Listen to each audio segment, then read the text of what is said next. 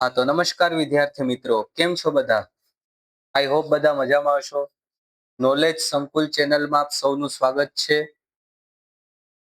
આપણે લાસ્ટ ક્લાસમાં જે ચેપ્ટર નંબર 2 છે ભાગ 2, જે 40 પ્રશ્નો જેમાંથી પૂછાવાના છે, 40 ગુણ છે જેના, એ છે દેખરેખ ભૂમિકા, સુપરવાઇઝર વિશેનું જે છે એના આપણે એમસીક્યુ જોતા હતા. એમાંથી આપણે થોડી પ્રાથમિક માહિતી લીધેલ હતી અને 25 એમસીક્યુ સોલ્વ કરેલા છે એના, બરાબર. તો આજે આપણે એને કન્ટિન્યુ કરવાના છે અને આ ચેપ્ટરના બીજા એમસીક્યુ આપણે જોશું. તો શરૂઆત કરીએ, ચાલો. એનએચએમ નું પૂરું નામ શું છે? National health mission, national hospital management, new health motivation કે નેશનલ હાઇજીન મિશન? તો આનો જવાબ શું આવશે? એનએચએમ એટલે શું થશે ભાઈ? એનએચએમ. એન એટલે નેશનલ, એચ એટલે હેલ્થ અને એમ એટલે મિશન, બરાબર. ગુજરાતીમાં શું કહેવાય? રાષ્ટ્રીય સ્વાસ્થ્ય મિશન પણ કહેવાય છે આને. સરકાર દ્વારા લોકોને, જે ભારત સરકાર દ્વારા સ્પેશિયલી જે લોકો સુધી મફત ને સારી એવી આરોગ્ય સેવાઓ પહોંચાડવા માટે જે મિશન ચાલે છે એને જ આપણે શું કહીએ છીએ? નેશનલ હેલ્થ મિશન, રાષ્ટ્રીય સ્વાસ્થ્ય મિશન કહેવામાં આવે છે. તો આપણા એમસીક્યુ નો આન્સર છે ઓપ્શન એ, જે છે નેશનલ હેલ્થ મિશન. ચાલો એની સમજૂતી જોઈ લઈએ આપણે. તો સમજૂતી શું કહે છે? કે ભારત સરકાર દ્વારા લોકો સુધી મફત અને ગુણવત્તાયુક્ત આરોગ્ય સેવાઓ પહોંચાડવા માટે નેશનલ હેલ્થ મિશન ચલાવવામાં આવે છે. તો કેના દ્વારા ચલાવવામાં આવે? ભારત સરકાર દ્વારા ચલાવવામાં આવે છે. કયું mission? National health mission. Clear? ચાલો નેક્સ્ટ એમસીક્યુ જોઈએ આપણે. હા, એનટીઈપી કાર્યક્રમ કયા રોગની નાબૂદી માટે ચલાવવામાં આવે છે? મેલેરિયા, કેન્સર, ક્ષય કે પોલિયો?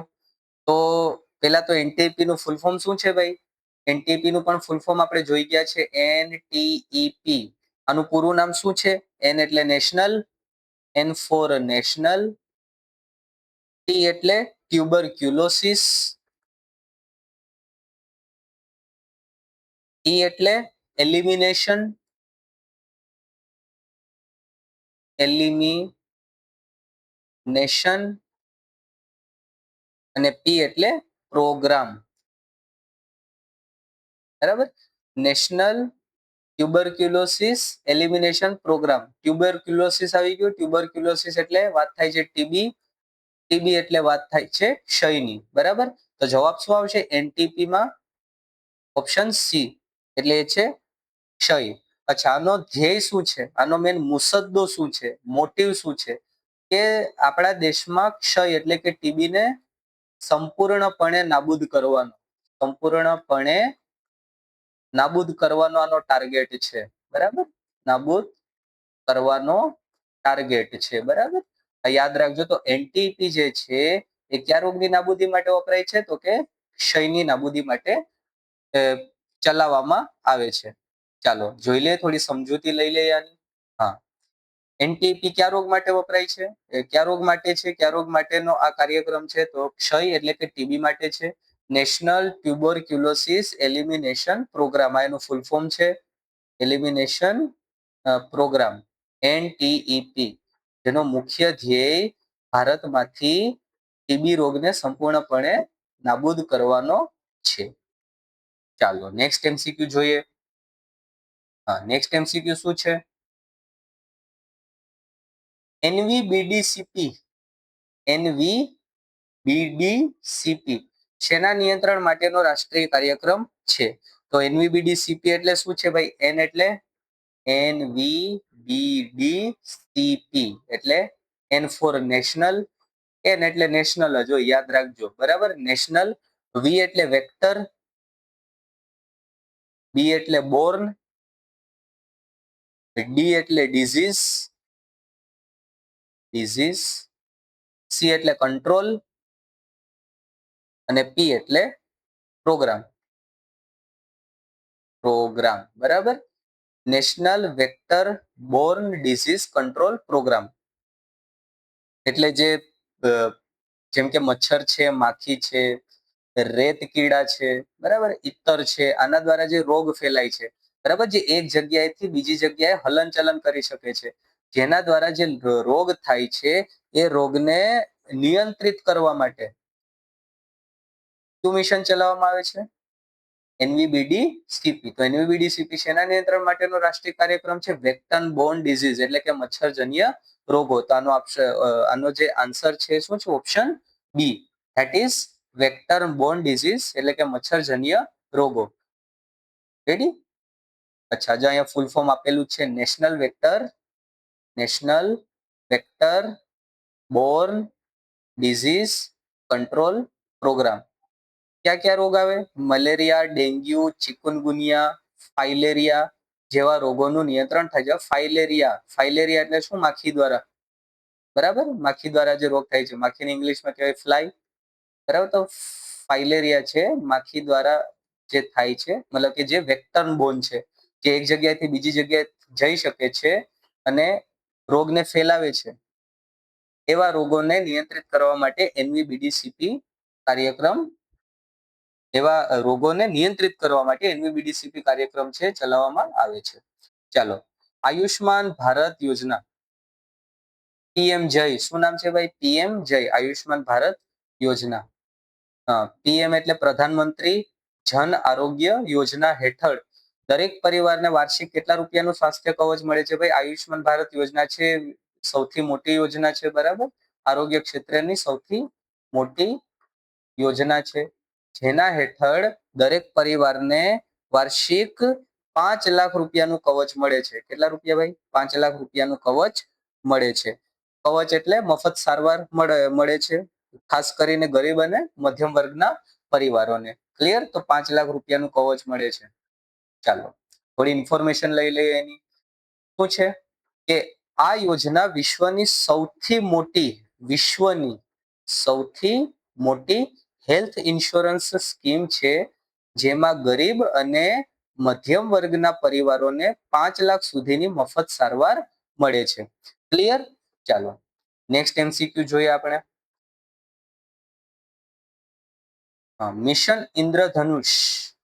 મિશન ઇન્દ્રધનુષ કાર્યક્રમ શેની સાથે સંબંધિત છે? ભાઈ, આપણે લાસ્ટ ક્લાસમાં જ વાત કરી હતી રસીકરણની, બરાબર. તો રસીકરણ માટે જે મિશન ચલાવવામાં આવે છે એ છે મિશન ઇન્દ્રધનુષ, બરાબર, મિશન ઇન્દ્રધનુષ છે. ખાસ કરીને કેના માટે? તો બાળકો અને સગર્ભા માતાઓ, બરાબર, બાળકો અને સગર્ભા માતાઓ કે જે લોકો વસીકરણથી વંચિત રહી ગયા છે, બરાબર, એમના સંપૂર્ણ રસીકરણ માટે આ એક અભિયાન છે જે ચલાવવામાં આવે છે, એક મિશન છે જે ચલાવવામાં આવે છે. તો વૃક્ષારોપણ ના આવે, સગર્ભાની તપાસ ના આવે, શાળા આરોગ્ય ના આવે. ઓપ્શન સી છે તમારો સાચો આન્સર છે, જે છે સઘન રસીકરણ. તો સઘન રસીકરણ તમારો સાચો આન્સર છે. શું કહે છે? મિશન ઇન્દ્રધનુષ શેની સાથે સંબંધિત છે? સઘન રસીકરણ સાથે સંબંધિત છે, જેમાં બાળકો, સગર્ભા માતાઓ કે જેઓ રસીકરણથી વંચિત રહી ગયા છે, એમના સંપૂર્ણ રસીકરણ માટે આ અભિયાન ચલાવવામાં આવે છે. ચાલો, નેક્સ્ટ ક્વેશ્ચન જોઈએ આપણે. હા, એનએસીપી કાર્યક્રમ, એનએસીપી કાર્યક્રમ કયા રોગના નિયંત્રણ માટે છે? ભાઈ, એનએસીપી નું ફૂલ ફોર્મ પણ જોઈ લઈએ. એનએસીપી, એન એટલે નેશનલ, એન એટલે નેશનલ જ હોય, એ એટલે એઇડ્સ, એ ફોર એઇડ્સ, સી એટલે કંટ્રોલ અને પી એટલે પ્રોગ્રામ. એનએસીપી નું પૂરું નામ શું છે? National AIDS control programme. અચ્છા, તો નામથી જ ખબર પડે કયા રોગના નિયંત્રણ માટે આ કાર્યક્રમ ચલાવવામાં આવે છે? એઇડ્સ, બરાબર. તો જવાબ આવશે તમારો ઓપ્શન બી, એઇડ્સ. અચ્છા, કેના દ્વારા થાય? એચઆઈવી. રેડી? આનો આપણે ફૂલ ફોર્મ જોઈ ગયા છે લાસ્ટ ક્લાસમાં. રેડી? આ પણ યાદ રાખવાનું છે. એઇડ્સ નું ફૂલ ફોર્મ શું છે? Acquired immuno deficiency syndrome. આ પણ યાદ રાખજો. તો આના એઇડ્સના નિયંત્રણ માટે એનએસીપી પ્રોગ્રામ જે છે ચલાવવામાં આવે છે. તો નેશનલ એઇડ્સ કંટ્રોલ પ્રોગ્રામનો હેતુ ભારતમાં એચઆઈવી ચેપને અટકાવવાનો અને દર્દીઓને યોગ્ય સારવાર પૂરી પાડવાનો છે. તો રોગને અટકાવવાનો પણ ધ્યેય છે અને જેને એચઆઈવી થી જે ગ્રસ્ત છે એવા દર્દીઓને યોગ્ય સારવાર પૂરી પાડવાનો આ એનએસીપી નો ધ્યેય છે. ચાલો નેક્સ્ટ એમસીક્યુ જોઈએ આપણે. ચાલો, પલ્સ પોલિયો કાર્યક્રમ નો મુખ્ય ઉદ્દેશ શું છે? પલ્સ પોલિયો કાર્યક્રમ આ તો બધાને ખબર જ હોય, બરાબર. આમાં જે આન્સર આવશે શું આવશે કે 5 વર્ષ સુધીના તમામ બાળકોને પોલિયોના ટીપા પીવડાવવા. અચ્છા, આપણો રાષ્ટ્રીય રસીકરણ દિવસ, રાષ્ટ્રીય રસીકરણ દિવસ, બરાબર. ઇંગ્લિશમાં શું કહેવાય છે? NID, બરાબર. આના દ્વારા બાળકોને રસી અપાય છે અને આપણે ખબર પણ છે કે આ કાર્યક્રમ અંતર્ગત એક આપણે મોટી અચીવમેન્ટ મળી છે કે ભારત જે છે પોલિયો મુક્ત દેશ બની ચૂક્યો છે. તો આનો મુખ્ય ઉદ્દેશ શું છે પલ્સ પોલિયો કાર્યક્રમનો? 5 વર્ષ સુધીના તમામ બાળકોને પોલિયોના ટીપા પીવડાવવા. ચાલો સમજૂતી લઈ લઈએ. શું કહે છે ભાઈ કે 5 વર્ષ સુધીના તમામ બાળકોને પોલિયોના ટીપા પીવડાવવા એ આનો મુખ્ય ઉદ્દેશ છે. આ કાર્યક્રમ થકી ભારત પોલિયો મુક્ત દેશ બન્યો છે, પોલિયો મુક્ત દેશ બની શક્યો છે. રાષ્ટ્રીય રસીકરણ દિવસ એટલે કે NID પર બાળકોને રસી અપાય છે. ચાલો નેક્સ્ટ ક્વેશ્ચન જોઈએ. શું કહે છે?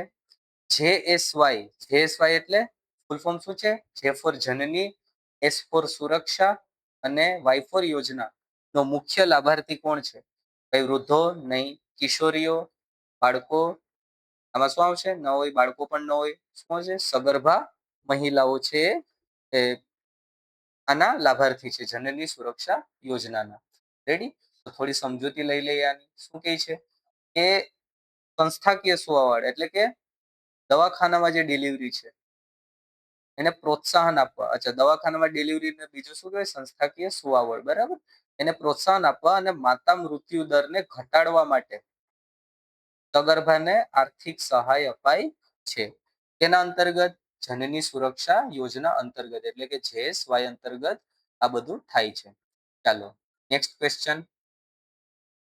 હા, વૃદ્ધોની સ્વાસ્થ્ય સંભાળ સાથે કઈ તબીબી શાખા જોડાયેલી છે?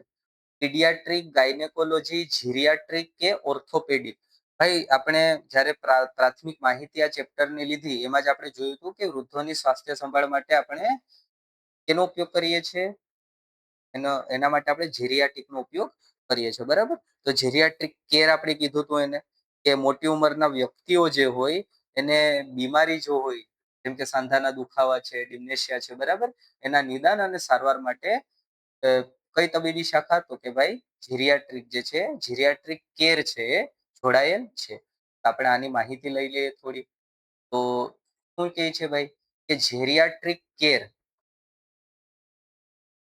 જેરિયાટ્રિક કેર એટલે મોટી ઉંમરની, એટલે કે કઈ વ્યક્તિની વાત થાય છે ભાઈ? વૃદ્ધ વ્યક્તિઓની બીમારીઓનું નિદાન કરવું અને એની સારવાર કરવી. એમાં આવશે ભાઈ જીરિયાટ્રિક કેરમાં આવશે. ચાલો નેક્સ્ટ જોઈએ. પેલિએટિવ કેર નો મુખ્ય ઉદ્દેશ શું છે? રોગને જળમૂળમાંથી મટાડવો, ગંભીર બીમારીમાં દર્દીને પીડા અને લક્ષણોમાંથી રાહત આપવી, માત્ર શારીરિક તપાસ કરવી કે રસીકરણ આપવું. આ પણ આપણે જોઈ ગયા છે. તો ગંભીર બીમારીથી જે પીડાતા દર્દીઓ છે એને રાહત આપવી, બરાબર. એટલે કે ગંભીર બીમારી એટલે કે કેવી બીમારી ભાઈ? તો કે એવા રોગ જે મટી શકે તેમ ન હોય, જેમ કે એડવાન્સ લેવલમાં કેન્સર હોય, બરાબર, હાઈ સ્ટેજનું કેન્સર હોય, ત્યારે દર્દીનું જીવન શક્ય એટલું આરામદાયક, બરાબર, જેમાં એની પીડા ઓછી થઈ શકતી હોય, બરાબર. આ એનો મુખ્ય ઉદ્દેશ છે કે પેલિએટિવ કેરનો. તો ઓપ્શન બી એટલે કે ગંભીર બીમારીમાં દર્દીને પીડા અને લક્ષણોમાંથી રાહત આપવી એ પેલિએટિવ કેરનો મુખ્ય ઉદ્દેશ છે. ચાલ આપણે એની ઇન્ફોર્મેશન લઈ લઈએ થોડી કે જ્યારે રોગ કેવો હોય?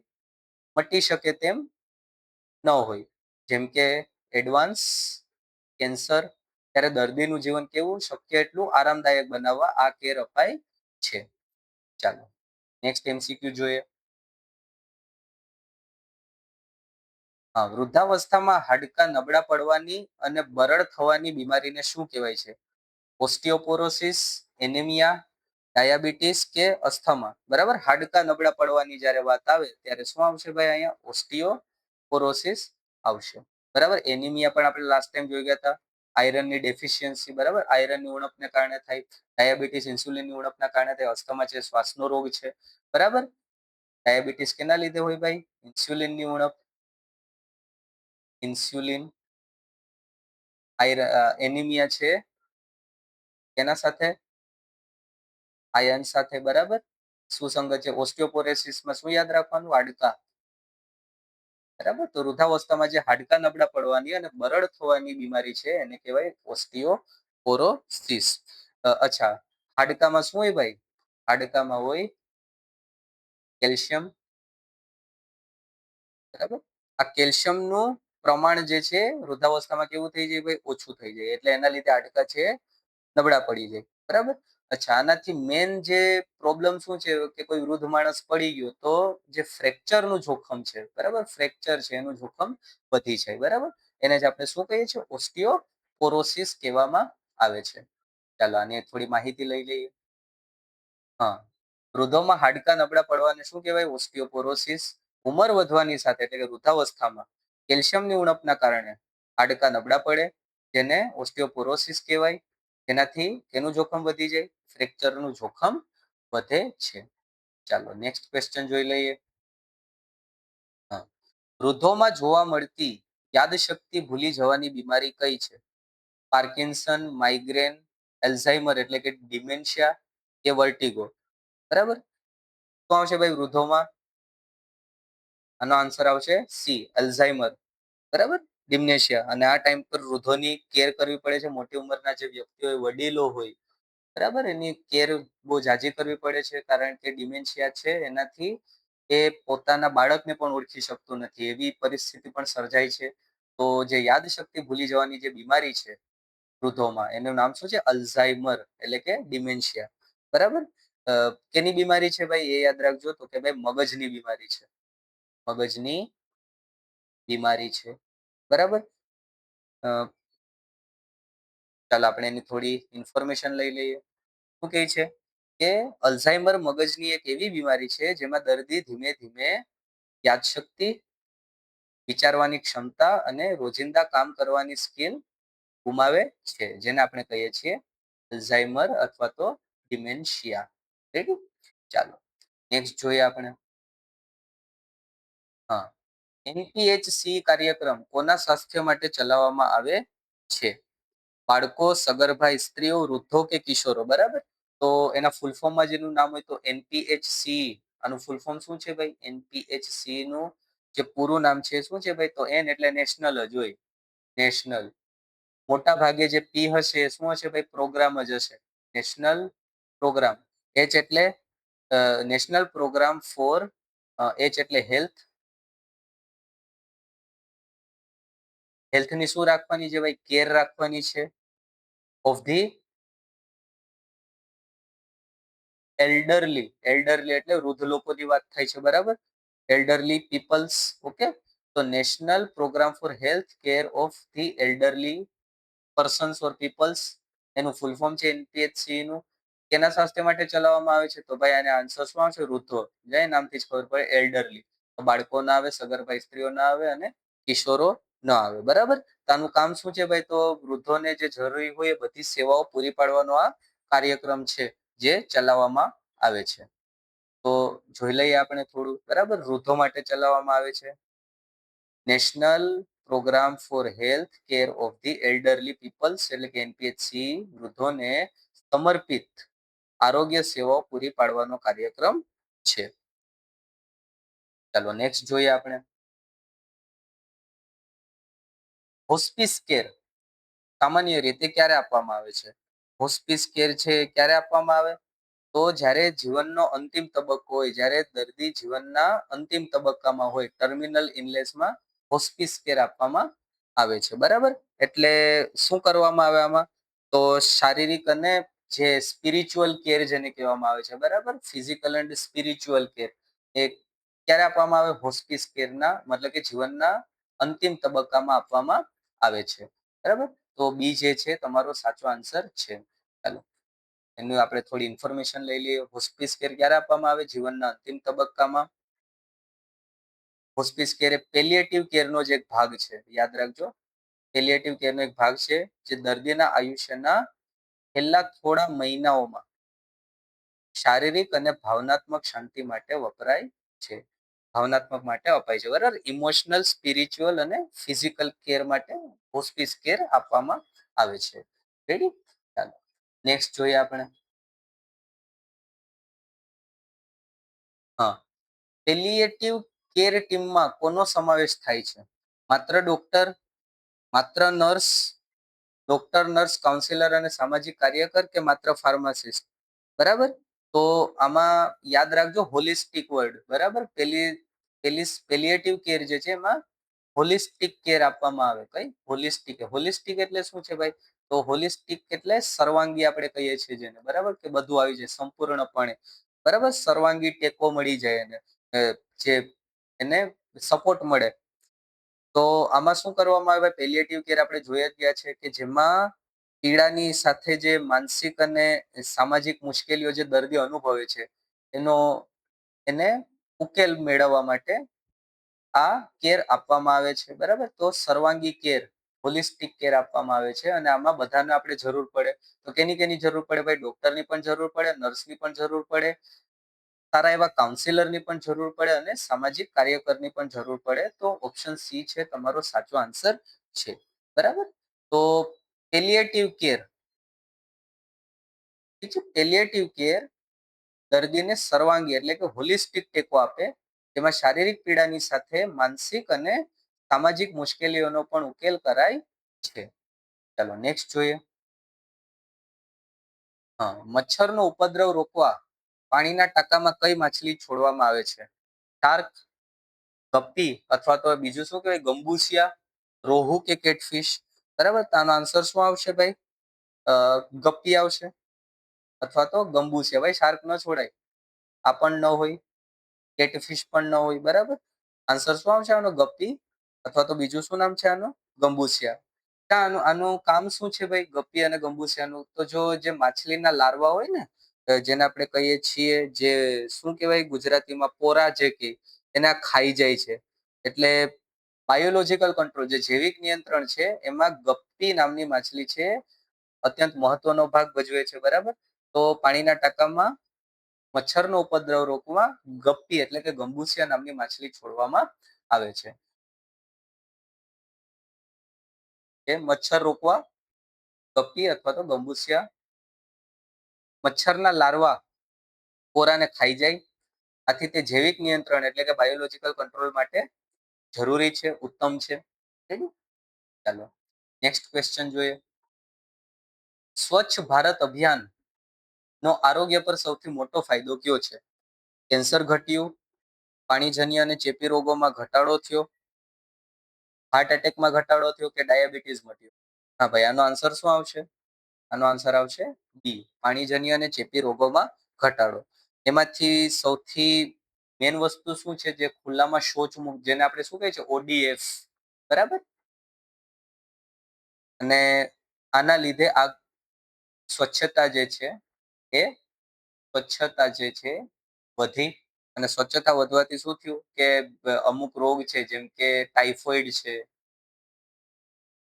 ઝાડા છે, બરાબર, અન્ય ઘણા પણ ઇન્ફેક્શન્સ છે, બેક્ટેરિયલ ઇન્ફેક્શન, બેક્ટેરિયલ ઇન્ફેક્શન, આ બધામાં ક્રાંતિકારી ઘટાડો થયો છે, બરાબર. આના જે કેસીસ છે નોંધપાત્ર રીતે ઘટી ગયા. એટલે સ્વચ્છ ભારત અભિયાન છે એ આરોગ્ય ક્ષેત્રે આરોગ્યનો સૌથી મોટો ફાયદો કયો છે આરોગ્ય પર? તો કે પાણીજન્ય અને જે ચેપી રોગ હતો એમાં ઘટાડો થયો છે, બરાબર.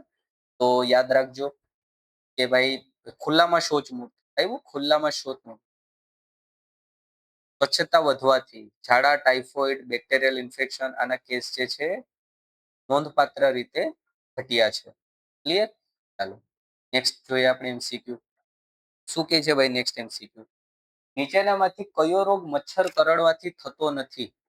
ચિકુનગુનિયા, ડેન્ગ્યુ, ટાઇફોઇડ કે મલેરિયા? હા ભાઈ, ચિકુનગુનિયા કેના દ્વારા થાય? મચ્છર દ્વારા જ થાય. ડેન્ગ્યુ મચ્છર દ્વારા, મેલેરિયા મચ્છર દ્વારા આવશે શું? જવાબ આવશે ટાઇફોઇડ. અચ્છા, ટાઇફોઇડ માટે કયો બેક્ટેરિયા જવાબદાર છે? ટાઇફોઇડ છે કેના દ્વારા થાય? આ થાય બેક્ટેરિયા દ્વારા. બેક્ટેરિયા દ્વારા થશે. અચ્છા, અને કયા બેક્ટેરિયા? આ બેક્ટેરિયાનું નામ શું છે? સાલ્મોનેલા. સાલ્મોનેલા બેક્ટેરિયા દ્વારા આ રોગ થાય છે. અચ્છા, કેના દ્વારા ફેલાય છે એ પણ ખબર હોવી જોઈએ. તો દૂષિત પાણી દ્વારા, દૂષિત પાણી અથવા તો બીજા કેના દ્વારા? દૂષિત ખોરાક દ્વારા આ ફેલાય છે. બરાબર. માનો કે ટાંકીનું પાણી છે, જે ઘરની કોઈ પણ ઘરની ઉપર પાણીનું ટાંકીનું જે પાણી હોય એ લાંબા સમય સુધી એમને એમ પડ્યું રહ્યું હોય, એમાં હેરફેર ન થઈ હોય, તો આ બેક્ટેરિયા છે અને આ પાણી એટલે દૂષિત પાણી કહેવાય. તો આ પાણી જ્યારે તમે પીવું ત્યારે કયો રોગ થાય? ટાઇફોઇડ નામનો રોગ થાય છે. એટલે મચ્છરથી નથી થતો. મચ્છરથી આ રોગ ન થાય. એના દ્વારા થાય છે? બેક્ટેરિયા દ્વારા થાય છે. રેડી? તો જવાબ આવશે તમારો ઓપ્શન સી, જે છે ટાઇફોઇડ. બરાબર. તો આપણે એની ઇન્ફોર્મેશન લઈ લઈએ થોડી. બરાબર. તો કયો રોગ મચ્છરથી થતો નથી? ટાઇફોઇડ. ટાઇફોઇડ જે છે એ સાલ્મોનેલા બેક્ટેરિયાથી થાય છે. દૂષિત ખોરાક કે પાણી દ્વારા ફેલાય છે, મચ્છરથી થતો નથી. બરાબર, મચ્છરથી નથી. ક્લિયર? ચાલો નેક્સ્ટ એક્ઝામ્પલ જોઈએ. ગામડામાં પીવાના પાણીના ક્લોરિનેશનની કામગીરી પર દેખરેખ કોણે રાખવાની હોય છે? શિક્ષક, સરપંચ, હેલ્થ સુપરવાઇઝર અથવા તો બીજું શું કહેવાય, આરોગ્ય કાર્યકર કે પોલીસ? હા ભાઈ, બીજા ઘણા કામ હોય. શિક્ષક તો હોય જ નહીં. સરપંચને ઘણા કામ હોય, પોલીસને તો જબરા કામ હોય. આન્સર શું આવશે? સી, હેલ્થ સુપરવાઇઝર એટલે કે આરોગ્ય કાર્યકર. બરાબર. આ ચેપ્ટરનું નામ જ શું છે ભાઈ? સુપરવાઇઝર, દેખરેખ છે. બરાબર, સુપરવાઇઝર. અને સુપરવાઇઝરમાં શું જોવો છો તમે? સુપરવાઇઝરી રોલની વાત કરો છો. બરાબર. તો આનું તમારું કામ શું છે? કે પાણીના સ્ત્રોતો જોવાના છે. પાણીના સ્ત્રોતો. પાણીના સ્ત્રોતો ખાલી જોવાના નથી. શું કરવાનું છે? કે સ્વચ્છ છે કે નહીં, આની પણ વાત કરવા, આ પણ તમારે જોવાનું છે. બરાબર. આ પાણી જે છે, જે પાણીના સ્ત્રોતો છે, એનું યોગ્ય ક્લોરિનેશન થાય છે કે નહીં, યોગ્ય ક્લોરિનેશન એની પણ સંભાળ રાખવાની છે. બરાબર. યોગ્ય ક્લોરિનેશનની વાત થઈ છે. અને બીજું શું છે? બીજું ઘણું બધું છે કે ભાઈ પાણી જ્યાં ખરાબ પાણી હોય તો એનું એલિમિનેશન માટે કંઈક કરવાનું. બરાબર. તો એક એનો છે સુપરવાઇઝરી રોલ છે. તો તમારે આમાં આન્સર શું આવશે? ઓપ્શન સી, જે છે હેલ્થ સુપરવાઇઝર અથવા તો આરોગ્ય કાર્યકર. ચાલો જોઈ લઈએ. તો સુપરવાઇઝરી રોલમાં શું શું આવશે ભાઈ? હા, પહેલા તો હેલ્થ સુપરવાઇઝર અથવા તો એનો રોલ શું છે ભાઈ? સુપરવાઇઝરી રોલનો જ છે. એમાં પાણીના સ્ત્રોતો સ્વચ્છ છે અને યોગ્ય ક્લોરિનેશન થાય છે તે સુનિશ્ચિત કરવાનો છે. એ દરેક આરોગ્ય કર્મચારીની ફરજ આવે. ચાલો નેક્સ્ટ એક્ઝામ્પલ જોઈએ. કોવિડ-19 નો ચેપ, કોવિડ-19 કોરોના નો ચેપ મુખ્યત્વે કેવી રીતે ફેલાય છે? મચ્છરથી, શ્વાસના ટીપા, ડ્રોપલેટ્સ દ્વારા, દૂષિત પાણીથી કે લોહી ચડાવવાથી? ચાલો કેના દ્વારા થાય છે? તો આમાં શું આવશે ભાઈ? શ્વાસના ટીપા દ્વારા આવશે ભાઈ. બરાબર. મચ્છરથી ન થાય, દૂષિત પાણીથી ન થાય કે લોહી ચડાવવાથી ન થાય. બરાબર. આ કેનાથી થાય છે? આ કેવો ચેપ હતો ભાઈ? આપણે બધાને ખબર છે, કોવિડ-19 કેવો છે? ચેપી રોગ હતો, વાયરલ ચેપ હતો આ. બરાબર, વાયરલ ચેપ છે. બરાબર. એપિડેમિક હતો. કેના દ્વારા થાય છે? તો કેના દ્વારા થતું હતું ભાઈ? જેમ કે કોઈ માણસ છીંક, ઉધરસ, બરાબર, વગેરે દ્વારા થતું હતું. તો અચ્છા, બોલતી વખતે પણ, બરાબર, માસ્ક રાખવામાં આવતું હતું તો બોલતી વખતે પણ હતું.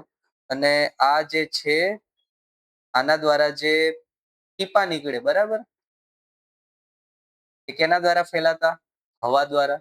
અને એના લીધે જ સ્પ્રેડ થયો તો ચારે બાજુ. બરાબર. તો આમાં શું આવશે? શ્વાસના ટીપા દ્વારા કોવિડ-19 છે મુખ્યત્વે ફેલાય છે. રેડી? ચાલો, કોવિડ-19 એ કેવો ચેપ હતો ભાઈ? વાયરલ ચેપ. ચેપગ્રસ્ત વ્યક્તિના છીંકવા, ખાંસી ખાવા કે બોલતી વખતે નીકળતા ટીપા હવામાં ભળવાથી ફેલાય છે. ચાલો નેક્સ્ટ ક્વેશ્ચન જોઈએ આપણે. BMI શું છે? બોડી માસ ઇન્ડેક્સ. બહુ જરૂરી છે આ મેન્ટેન રાખવું.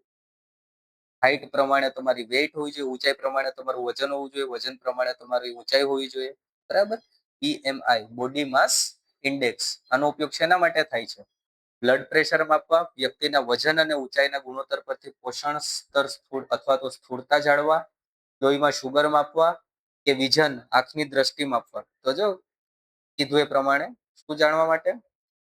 વ્યક્તિના વજન અને ઊંચાઈના ગુણોત્તર પરથી પોષણ સ્તર સ્થૂળતા જાળવવા વપરાય છે. બરાબર. BMI ઇન્ડેક્સ શું કહે છે? BMI નો ઉપયોગ તો પોષણ સ્તર અથવા તો સ્થૂળતા જાળવવા. BMI દ્વારા નક્કી થાય વ્યક્તિનું વજન સામાન્ય છે, ઓછું છે કે મેદસ્વીતા કે સ્થૂળતાનો શિકાર છે. એ જાણવા માટે કેનો ઉપયોગ થાય છે? BMI નો ઉપયોગ થાય છે. ચાલો નેક્સ્ટ ક્વેશ્ચન જોઈએ.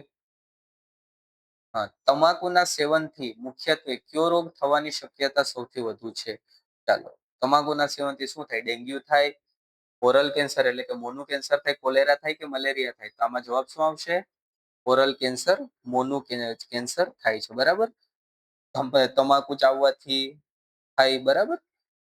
મોંનું પણ થાય, ગળાનું પણ થાય અને ફેફસાનું પણ તમાકુના સેવનથી કેન્સર થવાની શક્યતા રહે છે. બરાબર. તો ઓપ્શન બી જે છે તમારો સાચો આન્સર છે. ચાલો આપણે જોઈ લઈએ. તમાકુ ચાવવાથી કે ધૂમ્રપાન કરવાથી મોં, ગળા અને ફેફસાનું કેન્સર થાય અને જીવલેણ બિનચેપી રોગ છે, નોન કોમ્યુનિકેબલ ડિઝીઝ છે. બરાબર. ચાલો નેક્સ્ટ જોઈએ. રાષ્ટ્રીય સ્વાસ્થ્ય મિશન NHM હેઠળ ગ્રામ કક્ષાએ કઈ મહિલા કાર્યકર મહત્વનો રોલ ભજવે છે? આશા વર્કર, શિક્ષિકા, આંગણવાડી તેડાગર કે તલાટી? તો શું આવશે આમાં આન્સર? ગ્રામ્ય કક્ષાએ આશા વર્કર છે, ખૂબ જ મહત્વનો ભાગ ભજવે છે. બરાબર. અચ્છા, આશાનું ફૂલ ફોર્મ શું છે? આશા, આશા વર્કર. આશાનું ફૂલ ફોર્મ શું છે? એટલે શું આવે ભાઈ? Accredited, accredited social health activist, activist. બરાબર. તો આનો જે રોલ છે, આની જે ભૂમિકા છે ખૂબ જ મહત્વની છે. કેમની? આશા વર્કર. રેડી. તો કોણ મહત્વનો રોલ ભજવે? આશા વર્કર. ફૂલ ફોર્મ આપેલું છે એક્રેડિટેડ સોશિયલ હેલ્થ એક્ટિવિસ્ટ. આરોગ્ય વિભાગ અને સમુદાય વચ્ચેની એક મહત્વની કડી તરીકે ભાગ ભજવે છે. કોણ? આશા વર્કર. અને ખાસ કરીને સામાન્ય રીતે કોણ હોય? મહિલાઓ. બરાબર. ચાલો નેક્સ્ટ જોઈએ આપણે. હા, સાપ કરડે ત્યારે પ્રાથમિક સારવાર તરીકે શું ન કરવું જોઈએ?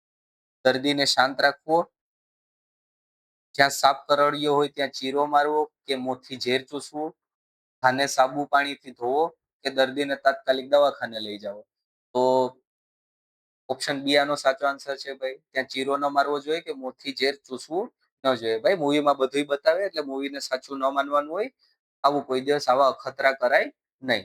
તો સાપ કરડે ત્યારે પ્રાથમિક સારવાર તરીકે આ ન કરવું જોઈએ. શું ન કરવું જોઈએ? ભાઈ ચીરો ન મારવો જોઈએ કે મોંથી ઝેરને ચૂસવું ન જોઈએ. ક્લિયર? આપણે એની ઇન્ફોર્મેશન લઈ લઈએ. બરાબર. શું થાય? સાપ કરડે ત્યારે શું ન કરવું? ચીરો મારવો કે ઝેર સૂચવું આવું ન કરવું જોઈએ. બરાબર. ખોટી પદ્ધતિ છે. કે ચીરો મારવાથી કે ચૂસવાથી ચેપ લાગવાનું અને વધુ નુકસાન થવાનું જોખમ રહે છે. દર્દીને સીધા ક્યાં લઈ જવાના? હોસ્પિટલમાં લઈ જવાના અને એન્ટી સ્નેક વેનમ આપવાની રહે છે. એટલે એન્ટી સ્નેક વેનમ આપવી જોઈએ એને. ક્લિયર? ચાલો તો હવે આજના ક્લાસનો આપણે લાસ્ટ MCQ જોઈ લઈએ. શું કહે છે લાસ્ટ MCQ ભાઈ? કે યોગ્ય અને સમતોલ આહાર એટલે કે બેલેન્સ ડાયટ એટલે શું? માત્ર ફળો ખાવા જેમાં કાર્બોહાઈડ્રેટ, પ્રોટીન, ફેટ, વિટામિન અને મિનરલ પૂરતા પ્રમાણમાં હોય, વધુ પડતું માંસ ખાવું કે માત્ર જ્યુસ પીવો? બરાબર. માત્ર જ્યુસ પીવાથી કંઈ ન થાય.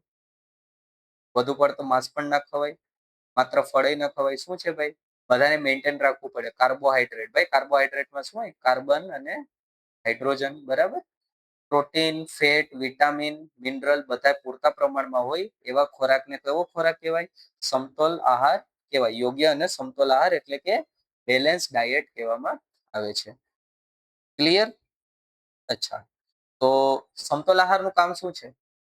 ભાઈ રોગો સામે રક્ષણ આપે. સૌથી મેઇન કામ તો એ જ છે, રોગો સામે